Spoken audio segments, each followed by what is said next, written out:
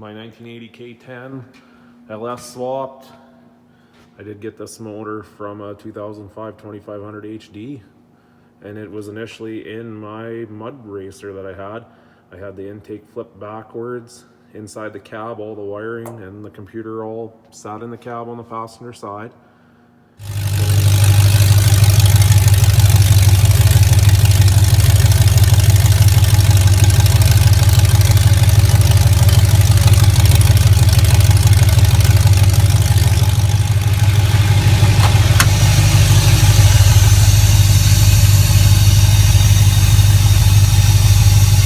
Had to redo it all, and I did. Ran it all, used the S10 mount for the ECM on the fender.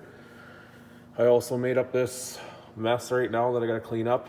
I just did an overkill on fusing just to protect everything. That way I could rest easy knowing I had a few extra fuses protecting all my stuff. I did do a battery relocate on this side. I used a previous tray from another truck I had, cut it up, made it work. My cold air intake, nothing special. Out of a 2003, 2005, I think it came from a 1500 HD with a 6-liter. I just made it work. It fit in there nicely. I bolted it on there. The upper rat hose is original from the 2005. I modified it, made this dealio all here. It worked in the last truck it was in, so I kept that. The accessories are all from the 2005 itself. Power steering all is hooked into the factory square. It works fine. I do run an electric fan on these ones. My previous one that I built, I ran a fan from a Chevy Cobalt, and it never overheated on me, so I just did this contraption here. It seems to be working. I have ran headers just of recent.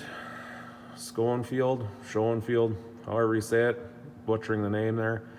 These bad boys work really good. The only problem was with the driver's side O2 sensor. I have to drill a new hole for it, but otherwise they fit really nice with the MV 4500 behind this. No clearance issues, no nothing. I do have a 6-inch lift on this truck. That might be helping some of the things. As far as motor wise, it's relatively stock. I did do new bearings, new cam bearings, new crank bearings. I punched it out a hair bigger. I put flat top pistons in it. I put better springs in the heads. I think LS3 or LS7. Can't really remember, it was a while ago. I also ground out the rocker stud lump on the heads. It was an easy process, and it seemed to work good on my when I raced this engine. It worked really well. I use nothing special for mounts, just a Moroso plate down there. You can't really see it at all. And then I used the original clamshells and modified them to go on that Moroso plate.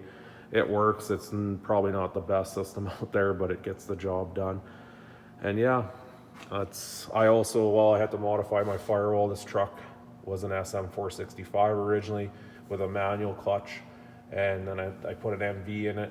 Now it has a hydraulic clutch, which I all modified. It worked. I just drilled a hole, kind of did an eyeball to it and made it all work. It came out nice. Clutch works all correctly.